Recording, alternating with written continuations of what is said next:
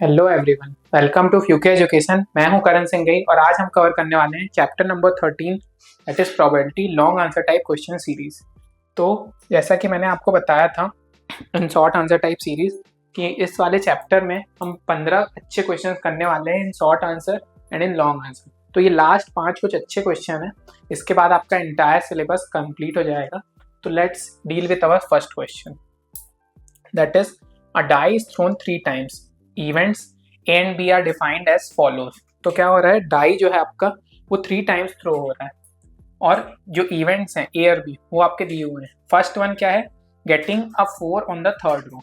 Second one is getting a 6 on the first row and 5th on the second row. Find the probability of A given that B has already occurred. तो देखो, सबसे पहले हमको क्या करना है, total number of outcomes निकालने होंगे। तो अगर एक डाई है जो थ्रो हो रहा है 3 टाइम्स, तो टोटल नंबर ऑफ आउटकम्स क्या निकल के आएंगे, मैंने आपको बताया था 6 क्यूब दैट इज 216। तो the sample space has 216 outcomes. अब अपने को क्या करना है, आइडेंटिफाई करना है फर्स्ट इवेंट है जिसमें क्या था, थर्ड रो में 4 आना चाहिए। तो देखो थर्ड रो में 4 कब कब आ सकता है, जब 1 1 4 आए, 1 2 4 आए, 1 6 4 आए। मतलब 1 जब आगे आएगा तो 4 ऐसे आ सकता है, 2 1 4 2 2 4 ऐसे करके हम काउंट कर सकते हैं। ठीक है, next one is identifying the event B. अब इवेंट बी में क्या था, फर्स्ट थ्रो में तो 6 आना चाहिए और सेकंड थ्रो में आना चाहिए 5। तो इसके तो ऐसे लिमिटेड ही केस बनेंगे, दैट इज 6 केस बनेंगे। तो प्रोबेबिलिटी ऑफ बी क्या निकल के हमारी आ जाएगी, 6/216 that is probability of occurrence B. अब finding A cross B, A intersection B. तो ए इंटरसेक्शन बी वाला देखो एक ही केस निकल कर आएगा, यानी कि ए इंटरसेक्शन बी में क्या होना चाहिए, दैट इज फर्स्ट थ्रो में 6 होना चाहिए, सेकंड में 5 होना चाहिए और थर्ड में 4 होना चाहिए। तो ऐसा देखो एक ही केस निकल के आएगा, दैट इज 6 5 4 1। अब क्या करना है, अपने को अप्लाई करना है कंडीशनल प्रोबेबिलिटी वाला फॉर्मूला, ताकि ये तीनों कंडीशन मीट खाएं। तो कंडीशनल प्रोबेबिलिटी का फॉर्मूला क्या होता है, P A divide by B that is P A intersection B by P B. तो देखो पी बी हमको पता है क्या है, पी बी 6/216, यानी कि वैसे केसेस जहां पर 6 आना चाहिए पहली बार में और क्या था, नेक्स्ट आना चाहिए अपना फर्स्ट में थ्रो और सेकंड में 5। तो देखो ऐसे तो अपने लिमिटेड 6 ही केस बन रहे हैं और इंटरसेक्शन वाले में 1 आएगा तो 1/6। तो जो प्रोबेबिलिटी निकल के हमारी क्या आएगी, 1/6 दैट इज जो वाला अपना केस बन रहा था ना वो ही निकल के आएगा। तो अपन ने देखो इसीलिए क्या किया था, ये वाले केस के ना काउंट नहीं किए थे नंबर ऑफ केसेस कि जहाँ पे लास्ट में 4 आ रहा, क्योंकि हमारे यूज का ही नहीं था। और आप ये समझो कि अगर ये जो अपना इवेंट दिया इन दोनों को क्लब करोगे आप, तो getting 4 on the third row चाहिए इसको और getting 6 on the first row and 5 on the second row. तो ये देखो ये एक आइडेंटिकल ही इवेंट बनेगा ना, ये ऐसा हो ही नहीं सकता कि कोई और इवेंट बने। अब लेकिन क्या है, अपना आंसर ये नहीं निकल के आएगा अगर अपन ऐसे डायरेक्ट सोचेंगे तो 1/2/16। क्यों, क्योंकि अपने को पहले ये वाली इवेंट भी अकर करानी है, तो अपने को पहले सैंपल स्पेस रिड्यूस करना होगा। कैसे रिड्यूस करना होगा कि पहले अपन इसके लिए निकालें जो मैंने काउंटिंग टेक्निक आपको बताई थी कि 6 on the first row and 5 on the second row. तो अगर इसके हम केसेस काउंट करें तो देखो काउंटेबल है, तो ये इवेंट अकर हो गई काउंटिंग मेथड से अपनी। अब क्या करना है, ऐसा केस जहाँ पे 4 आए थर्ड में, तो देखो ये है। तो अगर आप काउंटिंग से करोगे तो ऐसे भी 1/6 आएगा। तो जो मर्जी है आप कर सकते हो, काउंटिंग मैंने बता दिया, ये भी बता दिया। Now next, consider the experiment of tossing a coin. अब ये बहुत ही अच्छा क्वेश्चन है तो इसको ध्यान से समझना। Consider the event of tossing a coin, if coins was heads तो हेड आएगा तो फिर से टॉस करो, मगर अगर टेल्स आता है आपको तो आपको थ्रो अ डाई करना है। तो अलग अलग इवेंट्स अगर कर रही हैं, सिक्का उछालना है, हेड आएगा तो फिर से उछाल दो, और अगर टेल्स आया तो आपको डाई थ्रो करना है। अब कंडीशनल प्रोबेबिलिटी क्या निकालनी है, the dice was a number greater than 4 given that there is at least 1 tail. तो अगर एटलीस्ट 1 टेल आता है तो अपने को क्या निकालना है, नंबर जो आना चाहिए वो ग्रेटर देन 4 आना चाहिए जब डाई थ्रो करना है। तो देखो सॉर्ट डाउन करते हैं इसको कॉम्प्लेक्स क्वेश्चन को। The experiment can be represented using a tree diagram which outlines all the possible outcomes. अभी देखो टी डायग्राम अगर मैं बनाऊंगा तो पहली देखो इवेंट क्या होगी, हेड टेल्स होगी। अब देखो अगर मेरा हेड आया अगली बार, तो ये क्वेश्चन क्या बोल रहा है मेरे को, अगर हेड आता है, if the coin shows head toss it again. तो हेड आता है तो हमने को क्या करना है, टॉस अगेन करना है इसको। तो टॉस अगेन करूंगा तो मेरी क्या प्रोबेबिलिटी आएगी, फिर 4 cases, head head, tails tails, tails head. और अगर टेल्स आता है तो अब मेरे को डाई थ्रो करना है। तो डाई अगर मैं थ्रो करूंगा तो 6 केसेस बनेंगे यहाँ पे, 1 2 3 4 5 6। तो ये हमारा बोल रहा है टी डायग्राम, ठीक है। तो possible outcomes of the experiment क्या होंगे, या तो हेड हेड आ जाए या तो हेड टेल्स आए। अगर हेड टेल्स आएगा तो क्या होंगे, टेल्स आ गया तो टेल्स 1, टेल्स 2, टेल्स 3, टेल्स 4 ये। अगर क्योंकि हेड हेड आया तो वहीं पे रुक जाएगा एक्सपेरिमेंट, मतलब हेड आया तो अगला हेड आया तो रुक जाएगा, और अगर टेल्स आता है तो फिर हमको एक्सपेरिमेंट को बढ़ाना पड़ेगा, अगर टेल्स आता है तो, ठीक है। तो इतने हमारे सैंपल स्पेस में बनने वाले हैं आउटकम्स। नेक्स्ट हमको क्या करना है, हम निकालना है कि क्या इवेंट्स क्या क्या शो कर रही हैं। तो हेड क्या रिप्रेजेंट कर, two heads appearing successively represents a head followed by a tail. अगर हेड आ रहा है तो हमको फ्लिप करना है, तो अगर हम फ्लिप करेंगे तो देखो दो ही केसेस बन सकते हैं। एक बार अगर हमने फ्लिप किया तो एक बार फ्लिप किया हेड आया, तो दूसरी बार क्या आ सकता है, या तो हेड हेड आएगा या हेड टेल्स आएगा, ठीक है। तो दो देखो ये आ गए। लेकिन अगर टेल्स आया तो डाई रोल करना है, तो डाई रोल करने के बहुत सारे हमारे आ सकते हैं, दैट इज ये सारे आउटकम्स आ सकते हैं। तो देखो probability of getting a head head क्या होगा, एक बार उछालोगे तो 1/2, दो बार उछालोगे तो 1/2 इंटू 1/2 1/4। हेड टेल्स करने के भी क्या 1/2 यानी कि 1/4। The probability of getting tails, तो इस केस में क्या होगा 1/2 तो देखो हेड टेल्स का होगा, और 1/6 होगा नंबर का, तो मल्टीप्लिकेशन में क्या हो जाएगा 1/12। इंडिपेंडेंट इवेंट्स वाला कंसेप्ट लग रहा है अपना। तो देखो हेड हेड आने की 1/4 है, ये पीटीआई है, ये अपन लिख सकते हैं, ठीक है, निकाल लिया अपन ने। अब अपने को क्या बोल रहा है, defining the events F there is at least one tail which input. देखो एटलीस्ट वन टेल किस में आएगा, हेड टेल्स सारे में ही आएगा, तो ठीक है एफ जो हो गई हमारी सारी वाली हो गई।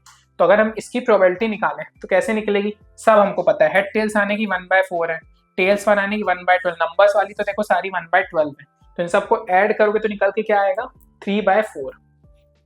There is at least one tail वाली ना, तो ये सारी ऐड हो जाएंगी।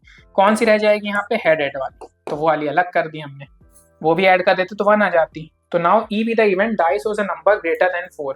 तो ग्रेटर देन 4 देखो इवेंट में कहाँ कहाँ अकर करेगा, जब T5 और T6 अकर करेगा।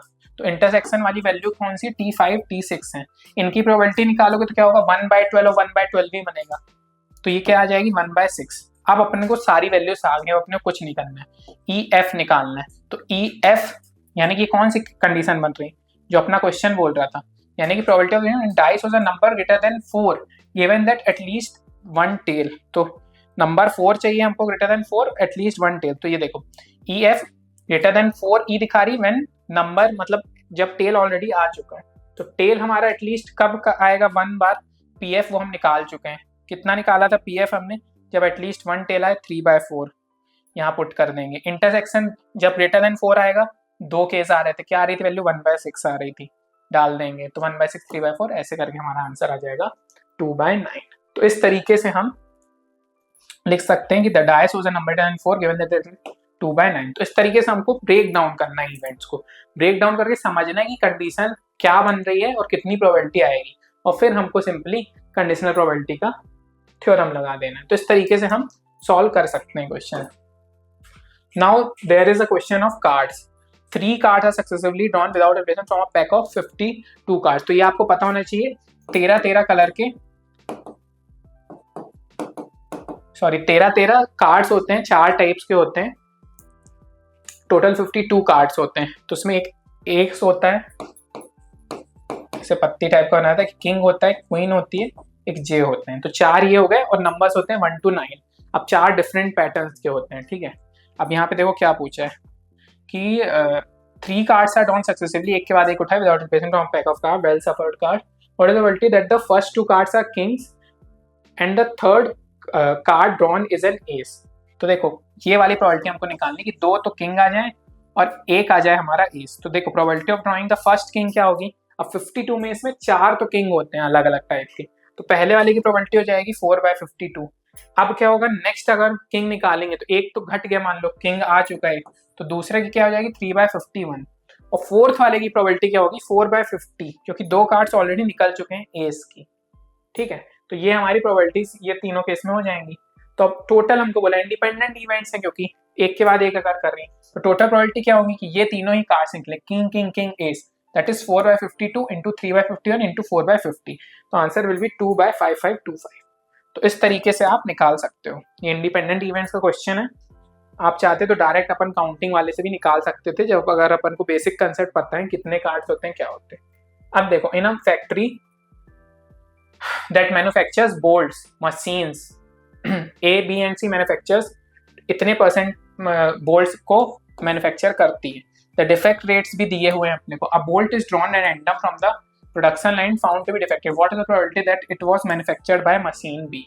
तो देखो कितना प्रोडक्शन करती है वो भी दे दिया, दैट इज B1 अगर हम अज्यूम करें, आइडेंटिफाई करें, तो bolt is manufactured by machine है। B2 यानी कि बोल देते हैं मशीन बी ने, और B3 यानी कि मशीन सी ने किया। तो ठीक है, अब अपने को दीज, क्योंकि ये म्यूचुअली क्या है, एक्सक्लूसिव है, मतलब एक इवेंट का दूसरे से कोई लेना देना नहीं है और एग्जॉस्टिव है, तो इसमें पार्टीशन आ रहा है, तो हम क्या लगा सकते हैं यहाँ पे, थ्योरम ऑफ टोटल प्रोबेबिलिटी लगा सकते हैं। तो हमको क्या निकालना है, B2E निकालना है, यानी कि जब मशीन जो डिफेक्टिव बोल्ट है वो सेकंड वाली कंपनी से आए, तो देखो B2 हमको पता है क्या है 0.35, क्यों स्टार्टिंग में दे रखा है कि 35% ये डिफेक्टिव बनाती है, 25 A बनाती है, C बनाती है 40%, तो ये हमने सारी वैल्यूज लिख दी। अब हमको ये भी पता है कि डिफेक्टिव प्रोबेबिलिटीज क्या है, प्रोबेबिलिटी क्या है कि वो डिफेक्टिव होंगी, the defect rates of the output 5%, 4%, 2%, तो हमको ये भी पता है, तो 5% B1 का है, ये B2, यानी कि जब ये चूजन और वो डिफेक्टिव हों भी तो वो भी हमको पता है। तो टोटल प्रोबेबिलिटी थ्योरम ये कहती है, सारी वैल्यूज हम पुट कर देते हैं, सारी वैल्यूज हमने पुट कर दी वहां पे, तो क्या आएगा PE अकर करने वाली, यानी कि कौन सी इवेंट जब वो डिफेक्टिव होगा ही, तो कब होगी 0.25 डिफेक्टिव वाले और है भी तो 0.05, सेकेंड वाले की 0.35 इंटू वो है भी डिफेक्टिव तो 0.04, तो मल्टीप्लिकेशन करके हमको ये वाली निकल गई using the total probability, defective bolt होने की प्रोबेबिलिटी क्या है टोटल। अब बेस थ्योरम से हम क्या निकाल सकते हैं कि जब वो प्रोबेबिलिटी यूज करके कि जब वो सेकंड वाले से हो, सेकंड वाले से आने की प्रोबेबिलिटी क्या है 0.35 है आने की, और वो हो भी एक्चुअल में डिफेक्टिव तो 0.04, तो मल्टीप्लाई करके हम ये एंड रिजल्ट निकाल सकते हैं। तो ऐसे हम बेस थ्योरम यूज करके, या उसको वेटेड एवरेज का मेथड ही बोलते हैं, इस तरीके से हम प्रॉब्लम्स के साथ डील कर सकते हैं। Now the last and very good question from our 13 chapter is that a man is known to speak the truth 3 out of 4 times। तो भाई साहब ये 3 बार तो सच बोलेगा, 1 बार बोलेगा झूठ। अब ये क्या करता है, एक डाई को थ्रो करता है, report that outcome is a 6। तो अब क्या है, अपने को पता लगाना है कि probability that the number is actually 6, मतलब 6 ही आया हो और ये सच भी बोला हो, वो वाली अपने को प्रोबेबिलिटी निकालनी। तो देखो इवेंट्स को ब्रेक डाउन करते हैं, let E be the event that man reports that a 6 has occurred. अब देखो इवेंट दैट है, अब क्या होगा, या तो एक्चुअली में 6 आया होगा या आया नहीं होगा 6, दो ही केस बन सकते हैं, ठीक है। तो अब probability theory say that a 6 अकर, तो 6 अकर कब करेगा, डाई थ्रो होगा, एक बार करेगा, क्योंकि डाई में नंबर्स क्या होते हैं 1 to 6 होते हैं, तो S1 की क्या हो जाएगी प्रोबेबिलिटी 1/6, और जब नहीं अकर करेगा वो केस में प्रोबेबिलिटी क्या हो जाएगी 5/6 हो जाएगी। अब कंडीशनल प्रोबेबिलिटी लगानी है अपने को, जब एक्चुअली क्या हो रहा है, अकर कर रहा है 6 और इन जो बंदा है वो सच भी बोल रहा है, तो वो वाली क्या हो जाएगी प्रोबेबिलिटी 3 out of 4, मतलब 3 बार तो वो सच बोलता है 4 में से, तो ये हो जाएगी 3/4। और if 6 does not occur and the man lies with probability, मतलब 6 तो अकर नहीं कर रहा है लेकिन वो झूठ बोल देगा तो भी 6 है, तो वो वाली प्रोबेबिलिटी कैसे निकलेगी, जब वो सच नहीं बोल रहा होगा, यानी कि 1/4। तो देखो अब सारी हमको प्रोबेबिलिटीज की वैल्यू पता है, तो हमको क्या करना है, total probability of the report निकाल लेनी। तो क्या होगी, ये केस जब 6 एक्चुअली अगर करो सच बोल रहा है तो ये हो जाएगा 1/6 इंटू 3/4, और जब 6 नहीं अकर कर रहा और वो बंदा फिर झूठ बोल दे रहा है कि नहीं 6 है, तो भी तुम्हारा काम बन जा रहा है, तो ये मल्टीप्लिकेशन में आ जाएगी। तो total probability of the report क्या आ जाएगी, when the man is incorrectly reports 6 when, तो ये क्या आ जाएगी टोटल मल्टीप्लिकेशन में 1/3, यानी कि अपने को टोटल प्रोबेबिलिटी भी अब पता चल गई। अब अपने को निकालना क्या है कंडीशनल प्रोबेबिलिटी से, कि जब सच में 6 आए और बंदा भी बोले कि हाँ 6 है, तो सच में 6 आने की प्रोबेबिलिटी क्या है 1/6, और वो प्रोबेबिलिटी क्या है कि वो सच बोल रहे हैं 3/4, टोटल प्रोबेबिलिटी क्या है 1/3, ये हमने निकाली अभी टोटल प्रोबेबिलिटी, जब सच ही बोले झूठ भी बोले। तो ये वैल्यूज पुट करके जो हमारी प्रोबेबिलिटी आ रही है निकल के वो आ रही 3/8, यानी कि chance of getting a 6 when it is actually 6, और जो मैन है जो बंदा है वो बोल भी रहा है कि नहीं वो 6 है, सच बोल रहा है, तो वो क्या है 3/8 है। इस तरीके से हम ऐसे क्वेश्चन सॉल्व कर सकते हैं। So this brings to end of our chapter number 3 and your entire chapter of our maths is completed. अब आपको कोई डाउट होता है तो नीचे कमेंट करिए। See you next season and all the best for your exam. Thank you.